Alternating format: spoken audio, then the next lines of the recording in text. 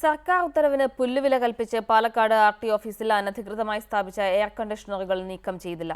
സ്വകാര്യ വ്യക്തികളിൽ നിന്നോ സ്ഥാപനങ്ങളിൽ നിന്നോ സൗജന്യങ്ങൾ സ്വീകരിക്കാൻ പാടില്ലെന്ന നിബന്ധന ലംഘിച്ച് സ്ഥാപിച്ച എയർ കണ്ടീഷണറുകൾ നീക്കം ചെയ്യണമെന്ന ഉത്തരവാണ് ആർടി ഓഫീസ് കാറ്റിൽ പറത്തിയത്.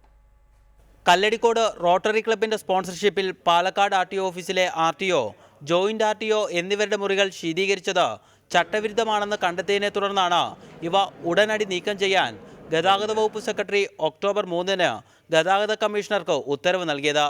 റോട്ടറി ക്ലബിന്റെ മറവിൽ എയർ കണ്ടീഷനുകൾ സ്ഥാപിച്ച ഉദ്യോഗസ്ഥർ ഇതിന്റെ പേരിൽ ചെക്ക് പോസ്റ്റുകൾ കേന്ദ്രീകരിച്ച് വൻ പണപ്പിരിവ് നടത്തിയെന്ന് നേരത്തെ ആക്ഷേപമുയർന്നിരുന്നു.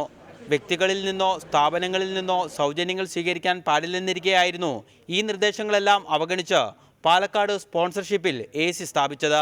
തുടർന്ന് നടത്തിയ അന്വേഷണത്തിൽ ക്രമക്കേട് ബോധ്യപ്പെട്ടതോടെ ഇവ നീക്കാൻ വകുപ്പ് സെക്രട്ടറി ഉത്തരവിടുകയായിരുന്നു. എന്നാൽ ഉത്തരവിറങ്ങി 1.5 മാസമാകാറായിട്ടും അനധികൃതമായി സ്ഥാപിച്ച എയർ കണ്ടീഷനുകൾ നീക്കം ചെയ്യാൻ ആർടിഒ തയ്യാറായിട്ടില്ല. ഇത് കടുത്ത അച്ചടക്ക ലംഘനമാണെന്നാണ് ഉന്നത ഉദ്യോഗസ്ഥർ വ്യക്തമാക്കുന്നത്.